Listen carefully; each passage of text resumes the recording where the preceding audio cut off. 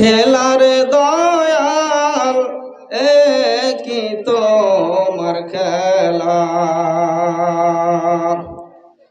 কি তোমার খেলার দয়াল কি তোমার খেলা। কেন রং বেরঙ্গের ছবি দেখাও ভাসাইয়া ভেলার দয়াল, কি তোমার খেলা, কি তোমার খেলার দয়াল কি তোমার খেলা। তুমি কাউরে ডুবাও কাউরে ভাসাও, তুমি কাউরে ডুবাও কাউরে ভাসাও, কাউরে উঠাও তীরে, পলকে আবার তরিতাসাও ধীরে ধীরে। কেন দেখাও ভবের হাটে, কেন দেখাও ভবের মাঠে, নানা রঙের খেলার দয়াল কি তোমার খেলা, কি তোমার খেলার দয়াল কি তোমার খেলা। পাড়ি দিতে এলাম আমি এই ভবে সিন্ধু মাঝে, পাড়ি দিতে এলাম আমি এ দুনিয়ার মাঝে, কি তুমি করলে দয়াল ডুবলো তোরে গঙ্গে, ভবের হাটে এসে আমি হইলাম একলার দয়াল, কি তোমার খেলা, কি তোমার খেলার দয়াল কি তোমার খেলা।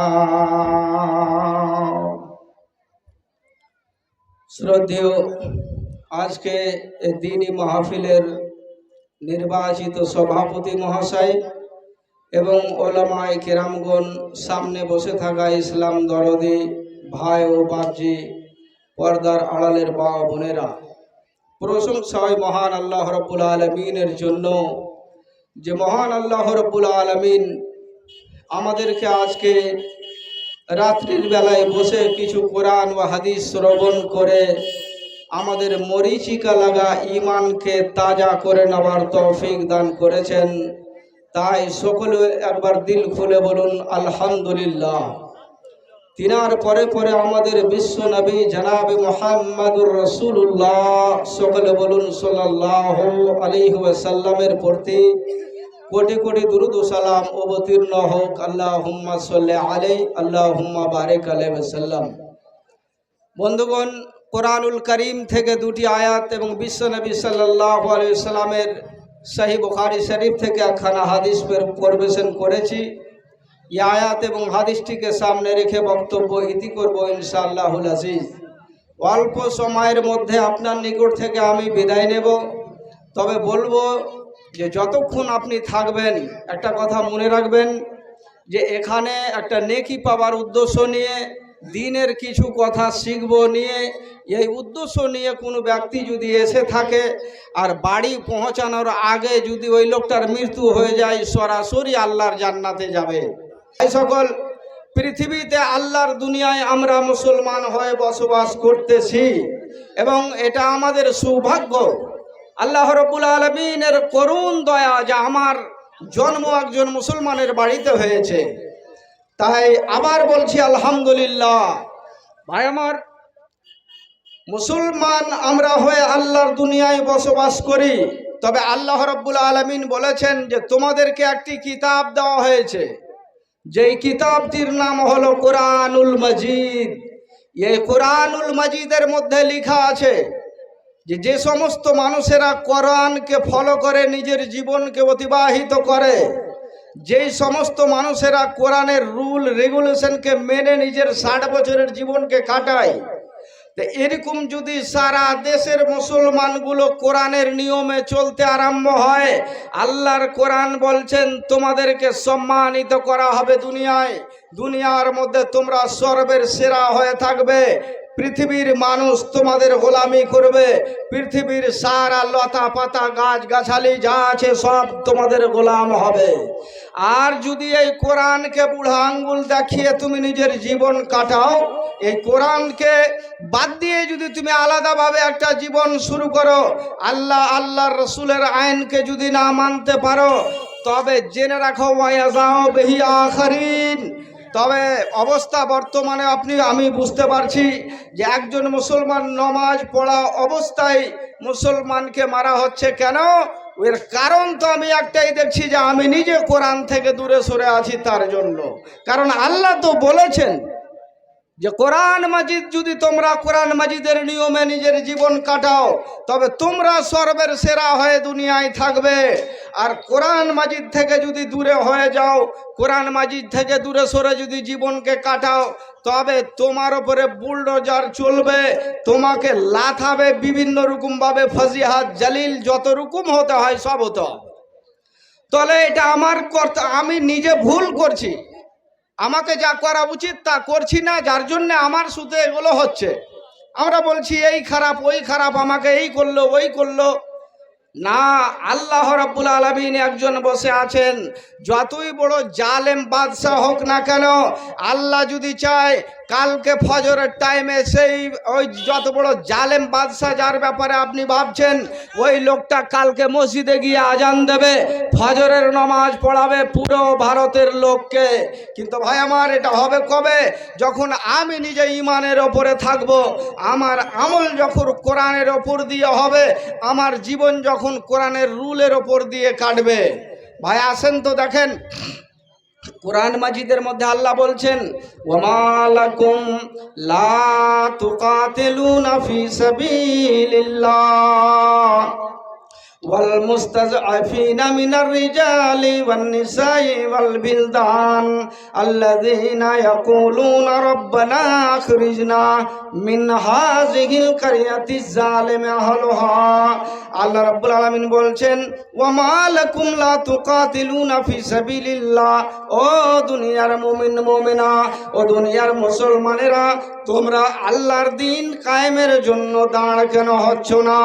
আল্লাহর দিনকে মিটাবার জন্য বিভিন্ন শক্তি তৈয়ার হয়ে আছে। আল্লাহর মসজিদ কি করে শেষ করে দেওয়া হয়, মাদ্রাসা কি করে নষ্ট করে দেওয়া হয়। তবে মুমিন মুসলমান, এটা আপনার জিম্মেদারি, আমার জিম্মেদারি। আল্লাহর মসজিদ কেমন করে আবাদ হবে, আল্লাহর মসজিদ কেমন করে নির্মাণ হবে, একটি মাদ্রাসা কেমন করে তৈরি হবে, ওই মাদ্রাসা কেমন করে চলবে, এগুলো হলো আপনার আমার জিম্মেদারি। ভাইরা আমার, বন্ধুরা আমার, মুসলমান মসজিদ তো তৈরি করে দিল ইমানকে হারারাত ওয়ালুনে। ইমান ছিল যার জন্য মসজিদ তো 3 তলা হয়ে গেল, কিন্তু পুরো গ্রামে একটা নমাজি খুঁজে পাওয়া যাচ্ছে না। আর ওই মসজিদ যদি ভেঙে যায়, তখন আমরা বাড়িতে বসে বসে কত পস্তায়, আমাদের সঙ্গে এমন করা হলো। কিন্তু মুসলমান, তোমার যেটা কর্তব্য ছিল তুমি যে করলে না, সেটা তুমি একবারও ভেবে দেখলে না। আল্লাহ বলছেন, ওয়ামা লাকুম লা তুকাতিলুনা ফি সাবিলিল্লাহ, তোমাদের কি হয়েছে? আল্লাহর দ্বীনকে বাঁচাবার জন্য লড়াইয়ের ময়দানে দাঁড় কেন হতে পারছো না? মোকাবিলার জন্য যারা আল্লাহর রসুলকে গালি দেয়, যারা আল্লাহর রসুলের মসজিদ মাদ্রাসাকে ধ্বংস করে দিতে চায়, মুসলমানকে দুনিয়া থেকে মিটিয়ে দিতে চায়, তাদের মোকাবিলার জন্য, তাদেরকে রক্ষা করার জন্য তোমরা দাঁড় কেন হচ্ছ না? ওয়াল মুস্তাযআফিনা মিনার রিজালি ওয়ান নিসাই ওয়াল বিলদান। আল্লাহ বলছেন, শুনো, যখন কাউরে উপরে জুলুম চলে, যখন কাউরে উপরে অত্যাচার করা হয়, তখন ওই সমাজের মধ্যে যতগুলো বয়স্ক মানুষ আছে যারা লড়াই করতে পারবে না, যুদ্ধের ময়দানে যেতে পারবে না, এবং কচি কচি কোলে বাচ্চাগুলো আছে এবং মেয়ে ছেলে যারা যাদের ময়দানে যেতে পারবে না, ওই সমস্ত মেয়ে ছেলে, ওই সমস্ত বয়স্ক মানুষগুলো, ওই সমস্ত বাচ্চাগুলো আল্লাহর নিকটে দোয়া করেছে। আল্লাহ বলছেন আমার কাছে দোয়া করছে, তারা কি বলে শুনো, আল্লাযীনা ইয়াকুলুনা আখরিজনা মিন হাযিহিল কারিয়াতিজ জালিমি আহলুহা। ওগো আল্লাহ, আমি এমন একটা গ্রামে বাস করতেছি, আমি এমন একটা দেশে বাস করতেছি, যেই দেশের শাসক হলো জালেম। আমার ওপরে অত্যাচার এমনভাবে হচ্ছে যে আমার অত্যাচার আর সহ্য করা যাচ্ছে না। তাই আল্লাহ তুমি এই জায়গা থেকে আমাকে বের করে দাও। ওয়াজআলনা মিন লাদুনকা ওয়ালিয়া ওয়াজআলনা মিন লাদুনকা নাসীরা। ওগো আল্লাহ, তুমি আমাদেরকে একটা অভিভাবক তৈরি করে দাও, আমাদের একটা নেতা তৈরি করে দাও, যে নেতার পিছনে আমরা দাঁড়িয়ে তোমার আমাদের জানটা আমরা রক্ষা করব। আর তাও যদি না হয় তাহলে আল্লাহ তুমি সরাসরি আমাদের জন্য মদদ করো। ও মুসলমান ভাইরা, আপনারা দেখতে পেলেন রমজানুল মুবারকের মাসে মুসলমানেরা কেমন করে খেলো। আমরা বাড়িতে যা খাই রমজান মাসে তার চেয়ে বেশি ভালো ভালো জিনিসের ইন্তজাম আমরা করি, কিন্তু ফিলিস্তিনের মুসলমানদেরকে দেখলেন ওরা ঘাসকে যেন পিষে পিষে পিষে পানির মতো করে আমাদের শরবতের মতো করে মিলিয়ে দিয়ে নেমুর সঙ্গে ঘাসগুলোকে কেটে কেটে খাবার জ্বালাতে খেলো। ওদের ওপরে যখন বম পড়ে গেল, ওদেরকে যখন দুনিয়া থেকে বিদায় করা হলো, ওরা যখন শহীদ হয়ে যাচ্ছিল, তাদের বাচ্চাগুলোকে আল্লাহর নিকটে দোয়া করছিল না। আপনারা জানেন, মোবাইলের মধ্যে দেখতে পাচ্ছেন, সোশ্যাল মিডিয়ায় দেখতে পাচ্ছেন, ওই মতো যদি আপনার সঙ্গে অত্যাচার করা হয়, আমার সঙ্গে যদি জুলুম করা হয়, আমিও বলবো গো আল্লাহ, জালেমের হাত থেকে আমাদেরকে রক্ষা করো। ওয়াজআলনা মিন লাদুনকা ওয়ালিয়া ওয়াজআলনা মিন লাদুনকা নাসীরা। আর তার না হলে আল্লাহ তুমি একজন আমাদের অভিভাবক তৈরি করে দাও, যার পিছনে যার সাথে আমাদের জীবনটা বাঁচবে। আর না হলে তুমি আমাদেরকে মদদ করো। মুসলমান, একজন মুসলমানের ব্যাপারে কতটা নবীজি বলেছেন, আল মুসলিমু আখুল মুসলিমে, একজন মুসলমান হলো অন্য মুসলমানের ভাই।